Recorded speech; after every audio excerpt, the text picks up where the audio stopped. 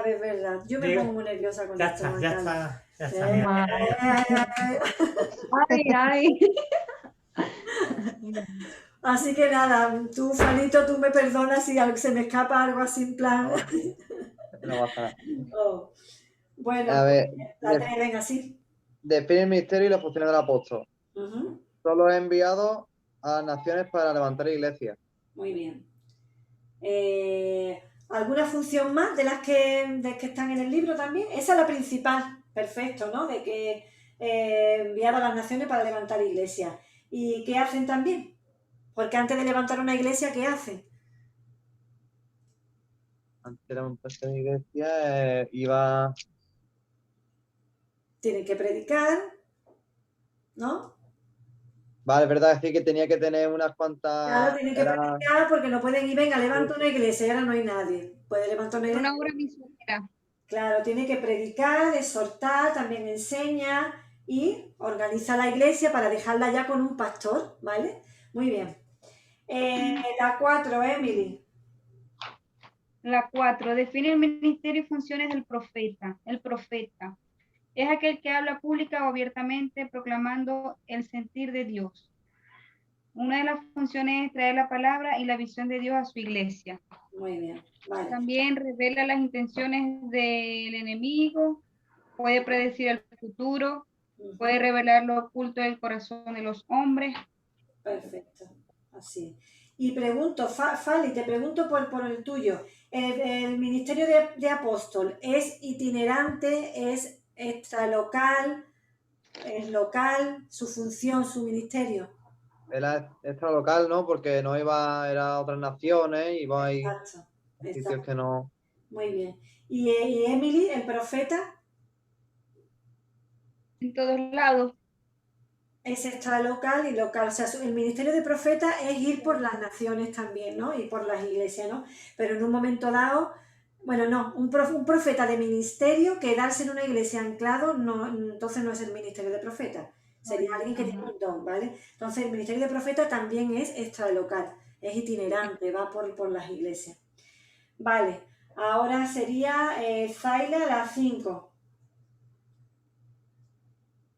La función del ministerio del evangelista es llevar el mensaje de salvación a distintas iglesias. Es un ministerio extralocal, hablan a los no creyentes y sus funciones son predicar el evangelio, sanar enfermos, echar demonios, bautizar a los que a los de corazón, bautizar a los que se conviertan. Perfecto, muy bien. Las 6 volvemos a Tamara. La función del maestro. Vale, es el que enseña la palabra de verdad profundamente a los convertidos, tanto en la iglesia local como en la extralocal. Perfecto. Y la función creo que es que revela todo lo profundo en la palabra de Dios, ¿no? Exactamente, enseña la escritura, los fundamentos de la escritura, o sea, en profundidad, lo has dicho muy bien. Perfecto, y ahora sería Victoria otra vez, la 7. Define el ministerio y las funciones del pastor. Cuida y forma el rebaño de Dios, conoce el estado de los hermanos que cuida, está sometido a Dios, busca la fuerza en Dios, pastorea y fortalece a los débiles, cura a los heridos. Muy bien, en fin. Perfecto, muy bien. Iba a hacer una pregunta yo antes que era... A Falito, que le pregunté, ¿a quién le pregunté lo de profeta? ¿A Emily? Fue apóstol. Haz tú la diferencia entre tener el don de profecía y el ministerio de profeta, que lo dijimos para que no haya confusión. Bueno, el don de profecía es cuando en un determinado momento el espíritu le habla a la persona, en referencia pudiera ser a un hermano o a la iglesia, ¿verdad? Y el ministerio de profeta es el que va profetizando para la edificación de la iglesia. Vale, por las naciones. Entonces, había una parte que decía, el que tiene el don de profecía es un profeta. ¿Te acuerdas que lo dijimos? Puede ser profeta de perdón, ¿no? O algo así. No, era que no, ¿no? sea, no Lo creo. estuviste diciendo a mí, ¿no? Que no era lo Exacto, mismo. que tú lo preguntaste, perfecto. Sí. O sea, no tiene por qué. O sea, el que tiene el don no tiene que ser automáticamente un profeta. Ahora, el profeta sí tiene ese don de profecía, pero el que tiene solamente el don no tiene por qué ser un profeta, que Dios lo mande con ese ministerio a las naciones. Vale.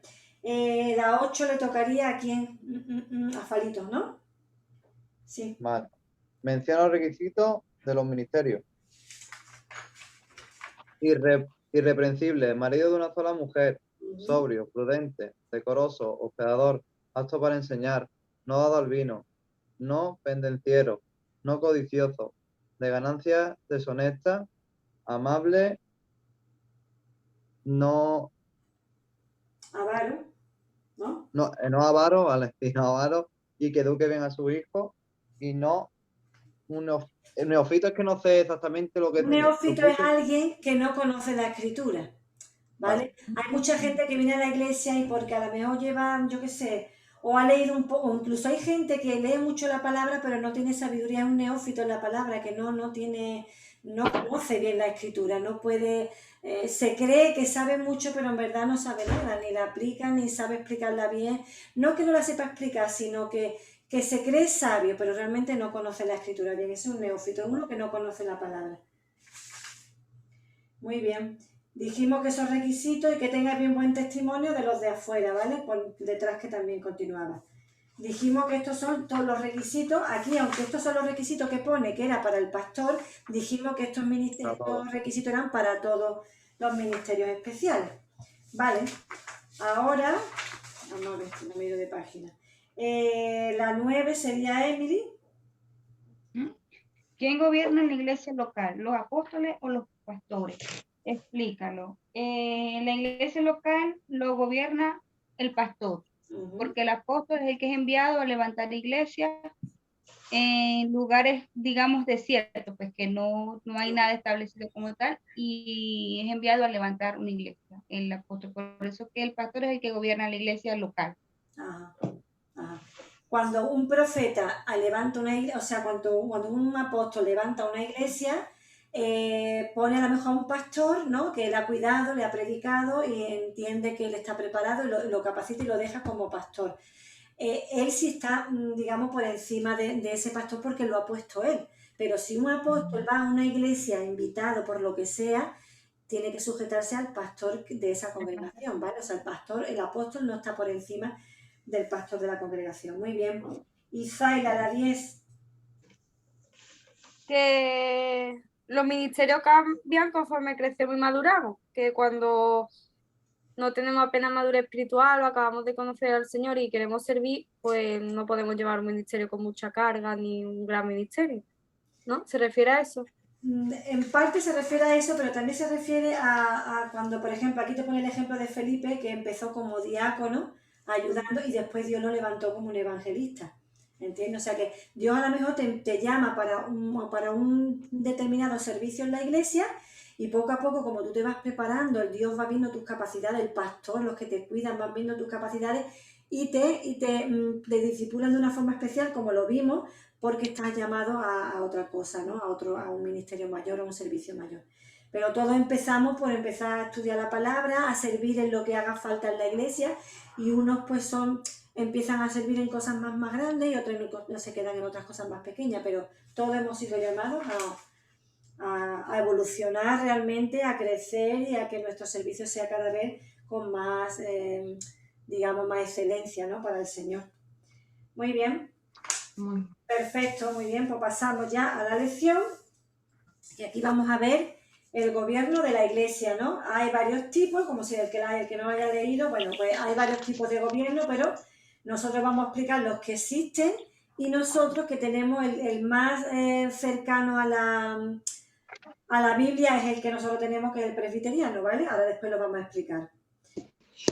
Bueno, pues como Dios es orden, entendemos todo que una iglesia tiene que estar ordenada, tiene que haber jerarquía, tiene que haber, digamos, pues un orden, no puede saltarse la gente pues los lugares y demás. Entonces, las decisiones, quien las toma, es importante que en la iglesia haya pues un gobierno, ¿no? Si no sería un caos, es como en el mundo, si no existiera un gobierno, lo hagan mal o lo hagan peor, todos estamos bajo autoridad y todo tiene que estar bajo un orden, porque si no, sería la anarquía realmente.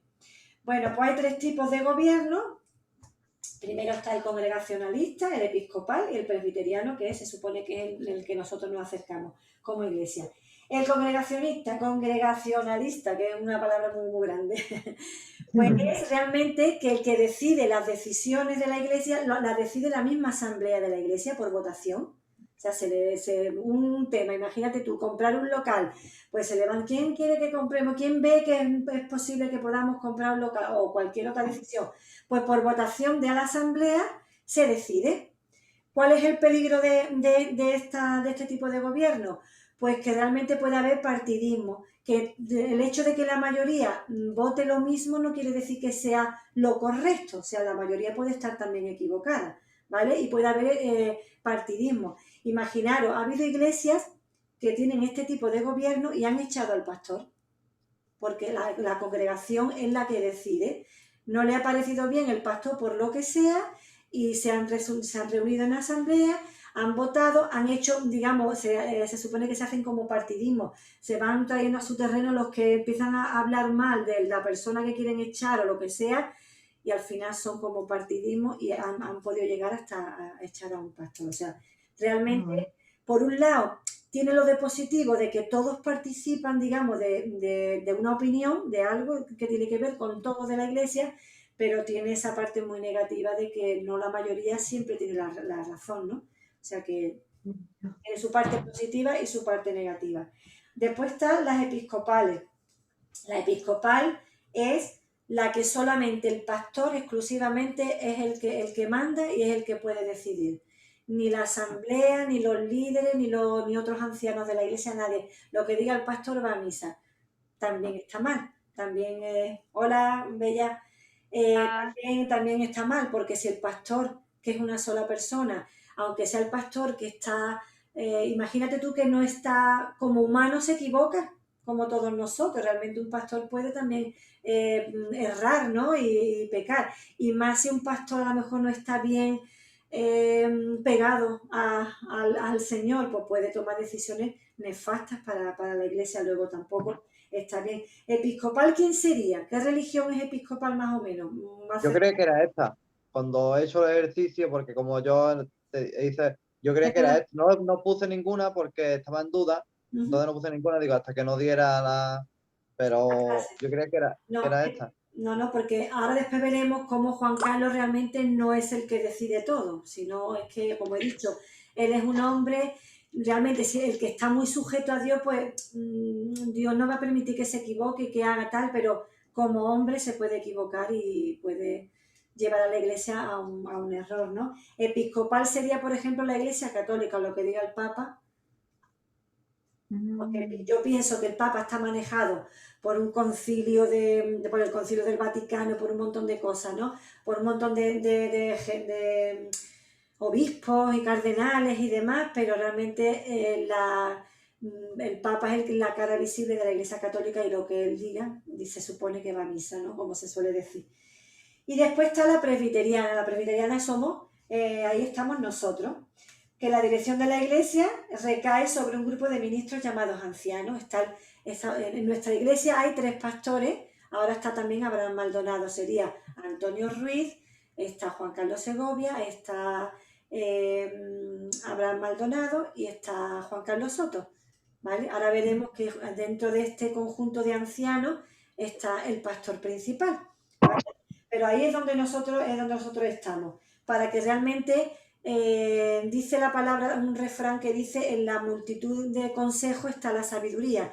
Si hay 5 o 6 personas donde, digamos, cabezas muy visibles de la iglesia, que sean ancianos, pastores, consejeros, ancianos, gente muy allegada, colaborando muy cercano con o sea, colaboradores del pastor, pues sí pueden, digamos, pues votar. Y después esa votación, después lo explicaremos, se pasa a la iglesia si es una cosa importante, y si es una cosa más trivial, pues simplemente lo decide el Consejo de Ancianos y listo. Ese son el nuestro, ¿vale? El presbiteriano. En la página aquí abajo dice la Iglesia debe estar gobernada por un consejo de ancianos, que es lo que yo he dicho. Aquí abajo del final de la página dice la Iglesia tiene que ser dirigida por un consejo de ancianos, que es presidida por un presidente o pastor principal. En este caso sería Juan Carlos Soto, que ejerce la autoridad entre los ancianos. O sea, Juan Carlos Soto es la autoridad sobre Antonio Ruiz, sobre Juan Carlos Segovia y sobre Abraham Maldonado. Y las decisiones tomadas por los ancianos bajo la presidencia del pastor principal o presidente son llevadas a la asamblea. Imaginaros, si es un tema a lo mejor de una persona, imaginaros un siervo de Dios que ha pecado, qué hacemos con él o que ha hecho algo, pues el consejo de ancianos se reúne y tal, y entre todos pues se decide, y el pastor principal al final pues da la última, digamos, la última palabra la tiene él, pero él da la decisión habiendo escuchado a lo que los otros ancianos han dicho, ¿entendemos? Ahora, se pasa a la iglesia, a la asamblea, cuando es algo muy importante, como por ejemplo la compra de un local. Cuando nosotros compramos el local que tenemos ahora, donde nosotros nos congregamos, pues bueno, eso implica que había que hacer una hipoteca, que había que invertir dinero y demás, pues los consejos de ancianos se reúnen, tal.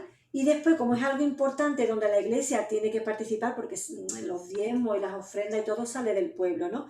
Pues entonces se pasa ese tema a la asamblea, es decir, a la iglesia, y entonces la iglesia también vota, y la opinión de la iglesia también es importante en ese tipo de cosas. Pero para cosas muy particulares, el consejo de ancianos se reúne, habla, y el pastor principal, pues dependiendo de los demás, o sea que el pastor principal... digamos, tiene muy en cuenta lo que los otros pastores dicen y después ya él toma la decisión, ¿vale? Pero que él no toma una decisión, no, me da igual lo que diga y lo que yo digo es esto y punto, no, porque eso sería entonces episcopal, ¿vale? Pues ahí es donde estamos nosotros, hasta ahí lo hemos entendido, ¿verdad? Sí, yo sí. Bueno, ya está, el cuadrito ese gris es lo que acabo yo de decir, muy bien.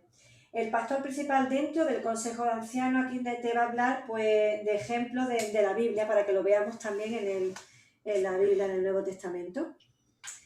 Esto ya lo hemos dicho. Dice que es muy parecido a lo que había en el Antiguo Testamento. Estaban los sacerdotes y el sumo sacerdote. Esto es para explicar el pastor principal. El sumo sacerdote era el sacerdote principal y después bajo el sumo sacerdote estaban los demás sacerdotes, ¿vale?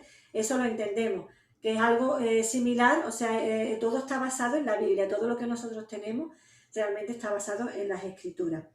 Jacobo, que era el pastor principal de la iglesia de Jerusalén, el hermano de Jesús, no es Jacobo el apóstol, sino Jacobo el hermano de Jesús, era el pastor principal de la iglesia en Jerusalén. Y aquí habla un ejemplo, cuando había algún problema entre, que después lo veremos aquí detrás, mejor lo vemos mejor detrás, ¿vale? En el concilio de Jerusalén, pues Jacobo era el pastor principal, pues el que realmente fue el que tomó la decisión por ser el pastor principal. Muy bien, esos son ejemplos que tenemos en la Biblia. Nos vamos a la página siguiente, a la 68. Pedro presidía entre los apóstoles. De los 12 apóstoles, Jesús a Pedro lo pone como el pastor principal de los demás apóstoles. O sea que para que veáis que siempre tiene que haber una cabeza un poco más, no más importante, pero sí alguien que esté en autoridad sobre los demás. Y en este caso Pedro, el apóstol, estaba por encima de los demás apóstoles, le dijo: sobre ti edificaré la iglesia, apacienta mis rebaños, tú eres el pastor de mis ovejas y demás. O sea que ya en la palabra, lo que es el papel del pastor principal ya está en la misma palabra, en el Nuevo Testamento. En este cuadrito gris, pues aquí se ve muy claramente por qué Pedro era el pastor principal. Pone aquí abajo: Pedro preside la sucesión de Judas. Habla a las masas el día de Pentecostés, que se convirtieron 3.000 personas. Cura a un hombre, predica de nuevo a las masas. Es detenido tras la predicación junto con Juan. Y aquí hablando de todas las cosas que fue haciendo. Es reconocido por Pablo como autoridad. Imaginaros que Pablo fue el apóstol de los gentiles, sin embargo, Pedro estaba por encima de él, era su apóstol, ¿vale? En fin, aquí viene todo lo que era Pedro y dice abajo, todos estos ejemplos demuestran que entre los 12 Pedro era la autoridad. Entre los sacerdotes del antiguo pacto estaba el sumo sacerdote, que lo hemos explicado, y entre los ancianos de la iglesia local está el pastor principal. ¿Vale? ¿De acuerdo? Todo basado en la escritura, no hay nada inventado que nosotros lo hemos querido organizar de estas maneras. Hemos querido tener Dime. Una preguntilla, Isa, que es que tengo uno. Sí. Dentro del pastor principal es un anciano de la iglesia, ¿no? Claro, claro. O sea, tiene que ser un anciano de la iglesia, que no es, que es lo mismo, entonces, son los mismos pastores que no sé. Claro. Anciano, en la iglesia ya vimos que al pastor se le puede llamar anciano, obispo, presbítero, ¿vale? O sea, el anciano es un pastor también. Es decir, el Vale, que pastor es lo mismo. principal es un anciano de la iglesia, ¿vale? Sí, Lo que sí. pasa que está puesto como pastor principal. En este caso, Juan Carlos Soto es porque él fue, digamos, el que fundó la iglesia, entre comillas, ¿no? Es realmente nuestro pastor más antiguo y a él, pues realmente Juan Carlos está sujeto a él, pero lo dijimos. A la vez, Juan Carlos Soto está sujeto a los demás, al Consejo de Ancianos. Él no puede hacer nada por sí solo. Él tiene que consultar al Consejo de Ancianos. ¿Vale? Vale. Esto para que ningún pastor se le vaya a la olla y decida una cosa que puede pasar, ¿vale? Que puede haber gente que se despiste del Señor y empiece a querer enseñorearse de los rebaños, en querer a lo mejor sacar beneficios de la iglesia y desviarse realmente de lo que es un pastor. ¿Vale? No. Ahora dice aquí recomendación a los ancianos, es decir, a los pastores, ¿vale? El que preside debe ser diligente. Diligente significa esforzado, debe esforzarse, ¿vale? Hay aquí un versículo en Primera de Tesalonicenses 5:12 que dice: os rogamos, hermanos, que reconozcáis a los que trabajan entre vosotros y os presiden en el Señor y os amonestan, y que los tengáis en mucha estima y amor por causa de su obra. Tened paz entre vosotros, que sean diligentes. Es decir, el pastor si tiene que reprender, si tiene que exhortar a alguien, tiene que hacerlo en amor, como hemos dicho siempre, pero tiene que esforzarse en eso, ¿no? No dejar pasar las cosas de la iglesia, cualquier cosa que se ve, tiene que hacerlo y tiene que esforzarse. Muy bien. Por eso dice aquí, se les insta, es decir, se les aconseja que tengan solicitud, es decir, que actitud, predisposición en su trabajo de amonestar, que es, digamos, no es regañar, sino animar y, bueno, exhortarse a alguien que está haciendo algo que no es lo correcto, a los que no anden bien. Recuerda que el sacerdote Elí, ¿lo recuerda que lo dimos? Sus hijos se iban de borrachera, se iban de mujeres, de prostitutas, y él, como padre, ya no solamente como padre, vale, tú puedes pasar un poquillo la mano, pero es que él era sacerdote, dejó que sus hijos andaran de esa manera. ¿Y después qué pasó? ¿Os acordáis? Que Dios le quitó la vida a sus hijos y también le quitó la vida a él, ¿entiendes? O sea que el pastor tiene que, con sabiduría, saber amonestar a una oveja si realmente se está desviando de los caminos. Vale, pues eso es lo que dice que debe de ser diligente. El ministro también es siervo, no jefe. Esto lo dimos más cuando dijimos lo de los ministerios de pastor, todas estas cosas creo que ya lo vimos, ¿no? Que él no tiene que enseñorearse de las ovejas, él tiene que ser el siervo de todos, ¿vale? Tiene que dar ejemplo con su vida. El mismo Jesús, siendo el pastor de pastores, el maestro de maestros, el apóstol de apóstoles, el profeta de los profetas, él se humilló, le lavó los pies a los apóstoles, a los discípulos. Él fue el ejemplo de todo, de humildad y de servicio. Luego, el ministro, el pastor, tiene que ser ese ejemplo también. O sea, no debe de ser yo soy jefe, yo mando y yo soy autoridad. Con que vimos la semana pasada, que la autoridad se reconoce, no se impone, ¿vale? Yo soy pastor y tenéis que hacer lo que yo diga, no. Cuando uno ve que el pastor tiene una vida santa, su familia es de ejemplo, cómo vemos su humildad, su sencillez, cómo busca a Dios, pues realmente es más fácil que las ovejas se sujeten realmente a alguien que su vida realmente es de ejemplo, ¿no? Pues eso es lo que quiere decir, el ministro es siervo, él es siervo de todos, ¿vale? Muy bien. ¿Qué más sobre la autoridad? Ya lo hemos dicho. Abajo, sé ejemplo de la Grey, es lo que acabamos de decir, ¿vale? Siempre hay que imitar. El modelo a imitar El pastor debe ser siempre un ejemplo a imitar. Nosotros, nuestro modelo, ¿quién es? Es Cristo, ¿no? Es Cristo, nuestro modelo es Cristo, pero en la tierra, en la iglesia, ¿quién es nuestro modelo? Pues el pastor, Pastor. los ancianos de la iglesia, incluso los que están por encima de nosotros, que llevan las redes, que llevan lo que sea la enseñanza, lo que sea, deben ser modelos para los demás. O sea, que los que enseñamos, los que estamos dirigiendo casa o redes, lo que sea, tenemos que ser llevar una vida realmente que se vea no solamente en tu casa, o sea, no solamente en la iglesia, tener una cara de piedad, una cara de santito. Nos tienen que ver en toda la iglesia, fuera de la iglesia, tenemos que ser de ejemplo por todas partes por donde vayamos, ¿vale? Muy bien. En la página siguiente, en la 70, dice los deberes de los cristianos hacia sus pastores. También lo vimos en las lecciones pasadas. Orar por los ministros, no lo vamos a explicar mucho, pero herirá al pastor y se dispersarán las ovejas. Eso es una verdad, de verdad, súper, vamos, aparte que es bíblica, ¿vale? Está en Mateo 26, 31, no es un refranero, eso lo dice la palabra. Si el pastor es el que cuida a sus rebaños, de hecho, hablamos en una de las lecciones pasadas, un pastor real de ovejas, ¿qué hace? Las cuida, está velando de que si viene un lobo, si hace frío, las mete en el cobertizo, las lleva a pastar a los mejores sitios, les da de comer. Si una está enferma, la aparta para cuidarla, para sanarla, la llevará al veterinario, supongo. Si alguna se pierde, me imagino que las recoge, las encierra a lo mejor en el sitio. Yo, como no soy pastor de ovejas, pues no, pero habrá como una especie de cobertizo para ellos, irá a buscarla, ¿no? O sea, todo esto, Dios, cuando Jesús, digamos, puso, Dios, que es muy sabio, puso al pastor como el cuidador de la oveja, siempre es basado en un ejemplo, ¿no?, natural de la vida, ¿no?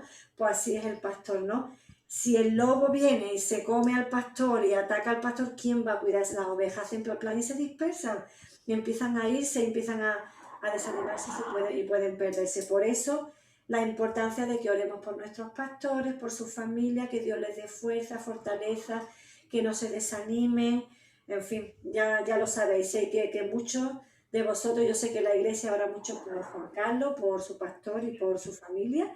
De hecho, yo precisamente me siento súper protegida por la iglesia, no solamente por Dios, que es mi protector, por Juan Carlos, que vela por mí, pero por la iglesia. De verdad hay mucha gente que ora por nosotros y eso es un privilegio muy, muy grande, de verdad.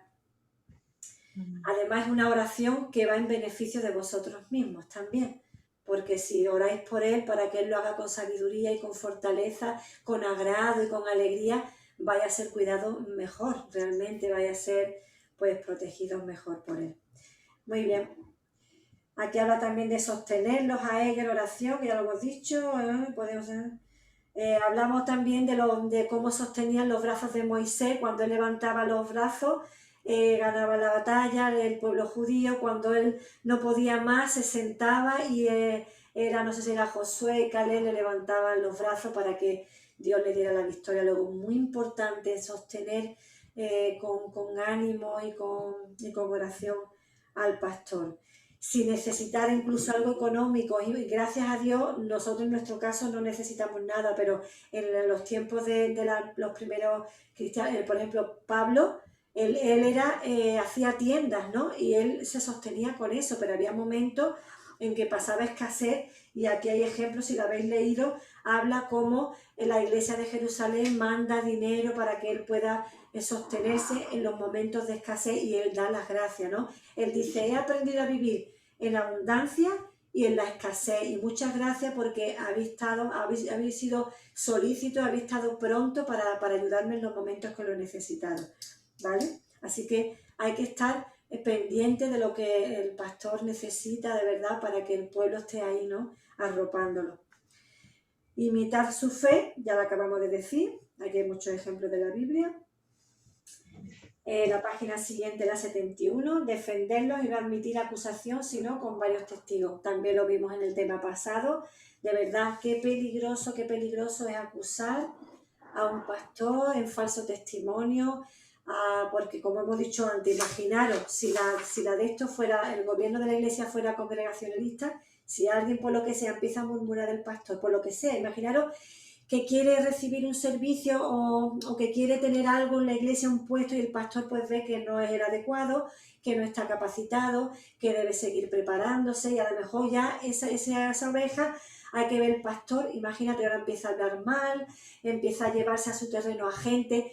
¿Qué es lo que hace esta persona? Se lleva a los más carnales. Obviamente, cuando alguien va a hablar mal del pastor o de cualquier otro hermano de la iglesia o de cualquier otro anciano de la iglesia o cualquier líder, si va a uno que está bien agarrado al Señor, esa persona va a saber decir, mira, perdona, pero lo que estás diciendo no está bien. No está bien que tú hables del pastor de esta manera, tienes que tener temor, o de cualquier persona, ¿vale? Ahora, esa persona va a ir a criticar a los que son más carnales, que son los que le van a seguir el juego, y al final, ¿entendemos lo que quiero decir? La crítica se empieza, digamos, a sostener con los que son carnales, con los que no están realmente en el espíritu, viviendo en el espíritu.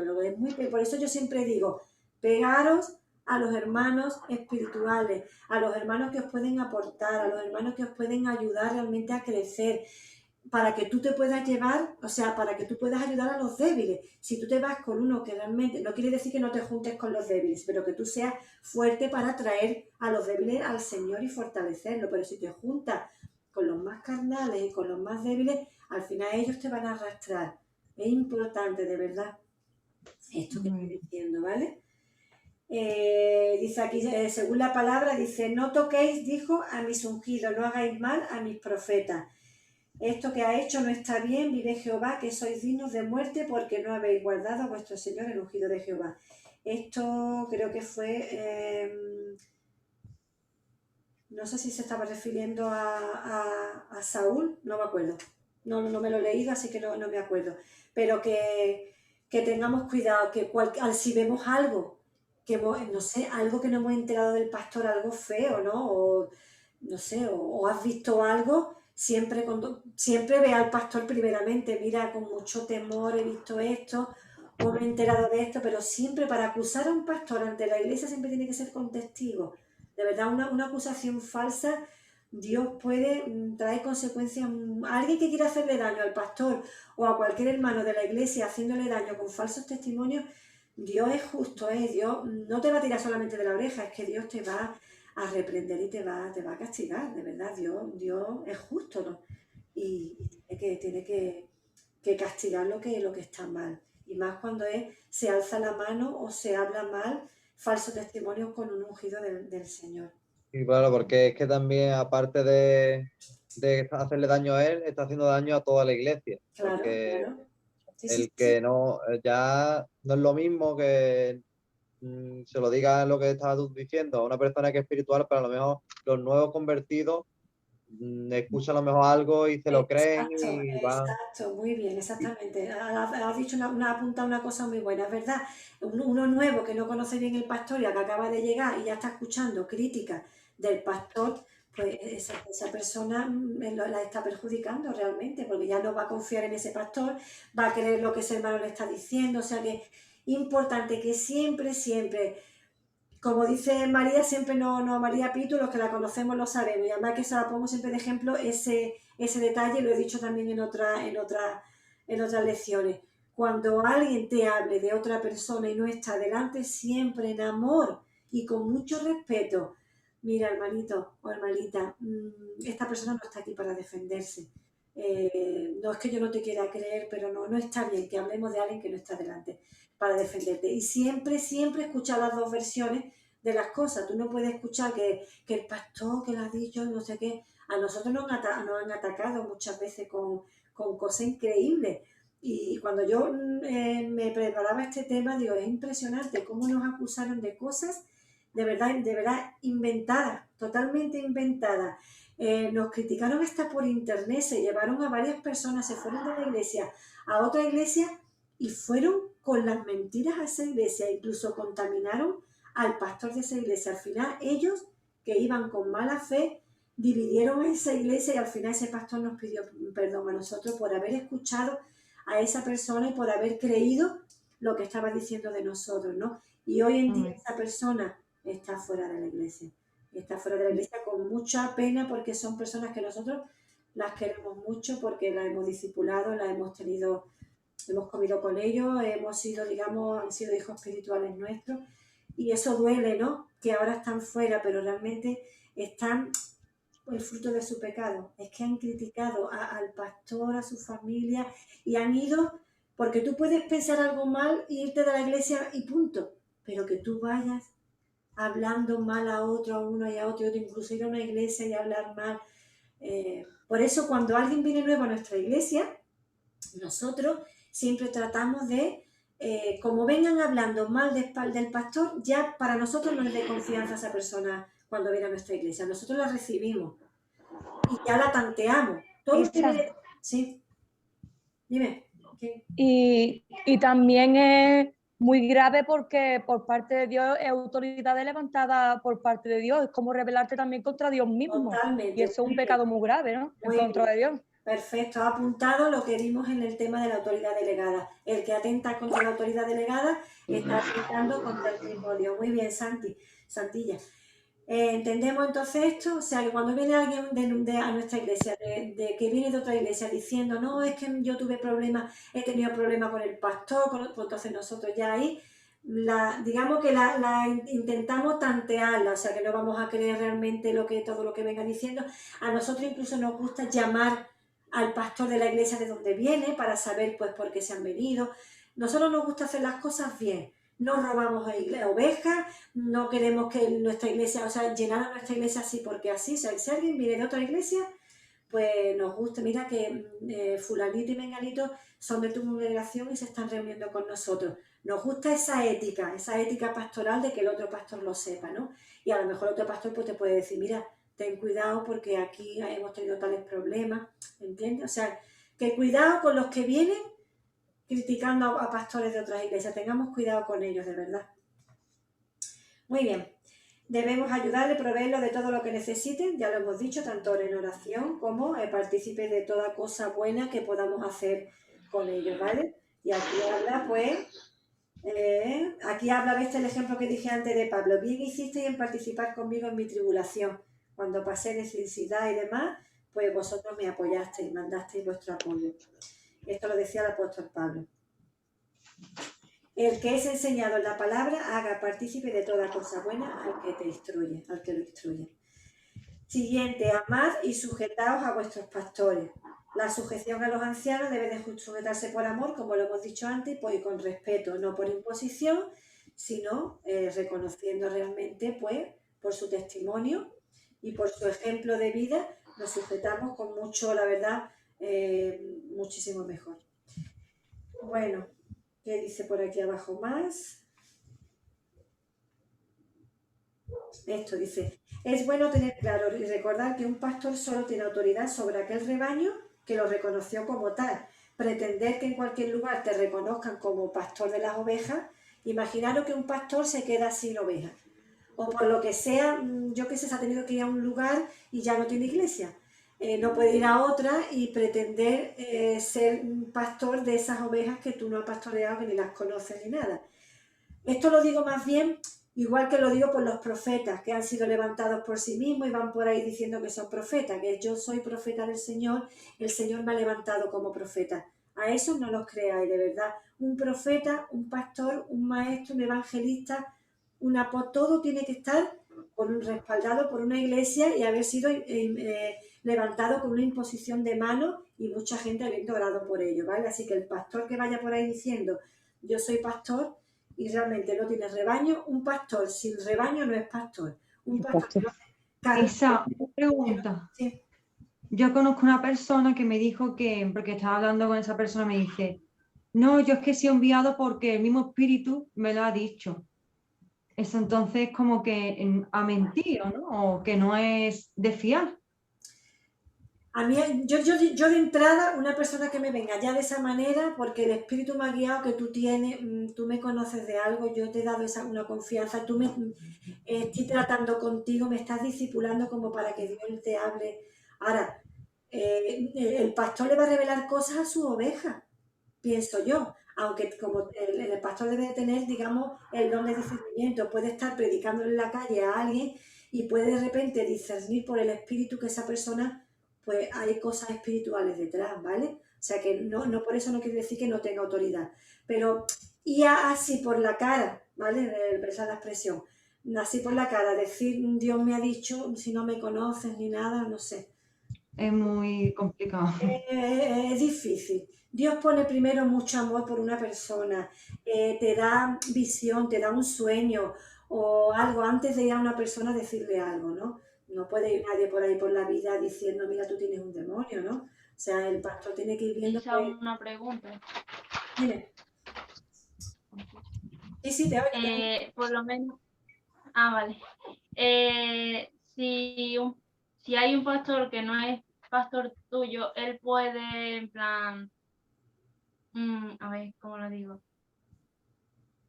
Como decirte las cosas que estás haciendo que a lo mejor no están bien y así. O sea, ministrarte. Vale. Eso, ¿Qué administrarte. pensáis? ¿Qué pensáis con lo que hemos visto los otros días? ¿Pero por qué? ¿Qué pensáis? Porque hay que estar sujeta al pastor principal, a tu pastor, al donde tú vas a la iglesia. En realidad. Exacto. Hemos dicho que realmente esta autoridad es el pastor que te está cuidando.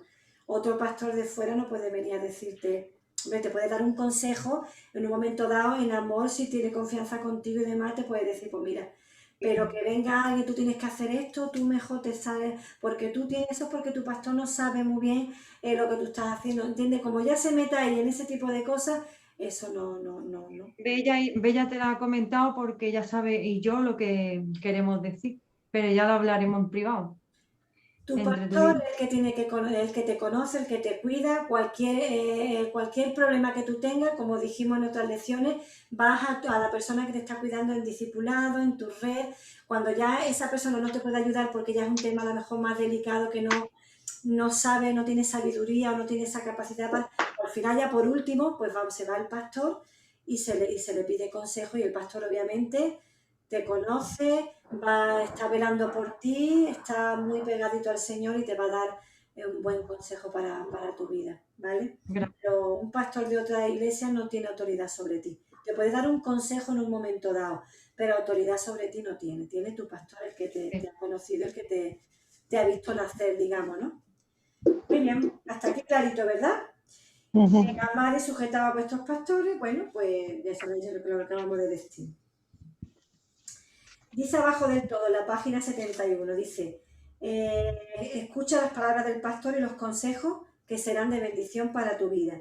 Dice en Eclesiastés 12:11, las palabras de los sabios son como aguijones y como clavos hincados son los de los maestros de las congregaciones dadas por un pastor. Yo le preguntaba este versículo a Juan Carlos que quería decir con lo de los aguijones. Dice que la gente de afuera, en este caso, aplicándolo a lo que ha preguntado Bella y Tamara de un pastor, te puede dar un consejo y puede ser un aguijón que te haga daño, porque no sea un consejo adecuado, ¿vale? Sin embargo, el consejo del pastor que te está cuidando puede ser como o sea, algo que te impacte, un consejo y un ánimo y te tiene que impactar, porque te lo dice con amor, porque porque quiere lo mejor para tu vida, aunque te duela, ¿vale? Pero siempre lo va a decir con amor y por tu bien siempre, como un padre amoroso hace con sus hijos, que si lo tiene que castigar no salir, si lo tiene que castigar quitarle la paga, si le tiene que castigar a lo que sea, siempre va a ser por su bien, porque el padre quiere lo mejor para su hijo. Pues de igual forma, Dios con nosotros y el pastor con las ovejas. Aunque no te duela o vea que es algo un poco duro lo que te pueda decir el pastor, aunque tú no lo veas, recíbelo de parte de Dios porque es tu autoridad delegada por el Señor. O sea, los consejos del pastor siempre van a ser de bendición para tu vida. Los de afuera, personas que se crean muy sabias en su propia opinión, amigos, gente que no está abajo, realmente no está en el espíritu, te pueden aconsejar mal, bastante mal, de verdad. Que nosotros seamos sabios al escoger nuestras amistades, hasta incluso dentro de la iglesia. Esto puede parecer muy grave, pero hasta dentro de la iglesia hay hermanos y hermanos, ¿vale? Hermanos que viven en la carne, hermanos que solamente vienen los domingos, que vienen cuando quieren, y hermanos que sus vidas son de testimonio y de ejemplo. Cuidado con quien nos juntemos, cuidado porque nos pueden dar un mal consejo. Pues no vayas domingo, si no pasa nada. Tampoco por un día que falte ya te está aconsejando mal, ¿no? Porque a esa persona, como está, vive en la carne, aunque sea cristiana, pues no le importa el faltar. O sea, por eso es muy importante que nos rodeemos de espirituales para crecer. Y eso no es hacer acepción de personas, porque el mismo Jesús eligió a 12 a los que preparó para ellos, ¿no? Y es así. Amén. Muy bien, pues hemos terminado. Esta lección es cortita. Cortita. Terminado, bastante cortita. Algo que queráis plantear, no sé, algo que queráis. Me ha encantado lo de la frase esa, me ha gustado mucho, la verdad. La última. ¿Cuál? ¿La del aguijón? Sí. Me ha gustado mucho, vamos. Las palabras de los sabios son como aguijones. Y como los de sabios, yo creo que aquí se está refiriendo a los que se creen sabios en su propia opinión, que se creen. Sí, que te pueden hacer daño. Sí, sí. El aguijón, realmente un aguijón es una herida, te está haciendo daño constantemente. Y en los clavos hincados es algo que te impacta, un consejo, una bendición que impacta tu vida. Vale, vale. Si queréis preguntar algo de la lección anterior, esto está grabado, lo mandaré después para Marta y para Avi, que me ha dicho la pobrecilla que tenía la clase de la universidad y no podía conectarse. Muy bien, nos quedan 2 clases, nos quedan las 6, que es muy bonita porque es la guerra espiritual, lo de la armadura, de tener la armadura, que nos suena a todo, pero va a ser muy bonita recordarla. Y la 7, que es la última, que son acontecimientos futuros, que esta le voy a dar el privilegio a mi marido de que la dé, que me ha dicho, no, esa la da tú, digo, porque es el tema que más le apasiona a Juan Carlos, el tema del futuro, de Apocalipsis, a él le encanta, yo sé que él lo va a hacer. A mí me encanta. Lo va a hacer mejor que yo seguro, porque además le apasiona un montón. Yo estaré, porque a mí me gusta también seguir, o sea, aunque yo lo sé, digamos, pero seguro va a haber detalles y cosas que voy a recordar y lo voy a seguir, porque es un tema además, ya no solamente que le apasione, él lo clarifica, lo tiene muy claro en su mente. Yo hay partes que las tengo muy claras y otras partes que lo veo tan complicado, así que va a ser muy bonito que estemos juntos en la última clase. Pues si no tenéis nada más, pues alguien nos despide en oración. Santilla, que se ha conectado un poquito tarde, ¿vale? Como está grabada, pues la primera parte, pues tú la escuchas si quieres, ¿vale? Pues despídenos tú en oración si tú quieres. Venga.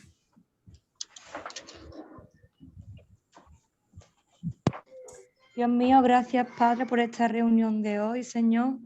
Te pido, Padre Santo, que bendiga a Isa, Dios mío, que la guarde, que siga cada día de su vida derramándote en ella, Señor, para ella poder llenarnos de ti, Señor, que tú la uses como un vaso honroso, Señor, en tus manos. Dios mío, te pido por todos mis hermanos que estamos aquí y por los que no están, Señor, que tú los guardes y los bendigas, Dios mío, y que nos dé fuerza, fe y fortaleza en tus caminos, Señor, para cada día que pase, Dios mío, acercarnos más a ti, Señor, y que el Espíritu sea más fuerte que la carne, Padre. También te quiero pedir, Padre, por Marta, que el lunes se examina de carnet de conducir, del coche. Dios mío, que tú estés con ella en todo momento, Señor, que le dé de tu paz, Padre, de tu tranquilidad, Señor, que ella sepa que en todo momento tú estás ahí con ella. Dios mío, que tenga serenidad y que le salga todo bien en el nombre poderoso de Jesús, Dios mío. Que tú le des a ella esa paz que ella necesita, Señor, porque está muy nerviosa. Amén. En el nombre poderoso de Jesús. Amén y amén. Amén. Amén. ¿Cómo te salió el otro examen, lo del examen los otros? A ver, yo matemática regular, el otro 2 yo creo que bien. A ver, el lunes nos da los resultados. Bueno. Yo te quiero felicitar porque de verdad estudiar no es fácil, y más cuando ya eres madre, con hijos, con casas, con tareas, cuando ya se ha pasado que nunca se pasa la de esto de la edad para estudiar, pero de verdad que eres muy valiente y es algo muy bueno de que nunca es tarde para seguir aprendiendo y para seguir educándonos. Muy bien. Bueno, pues sin nada más, pues gracias. Un beso para todos, que Dios guarde. Muchos besos, hermanas y hermanos. Nos vemos. Ahora la oración, que la va a decir Juan Carlos, pues nos conectamos. Venga. Amén. Perfecto. Gracias, Isa. Dios. Adiós. Adiós. Chaito. Chao. Dios bendiga Ay. mucho. A todos vosotros.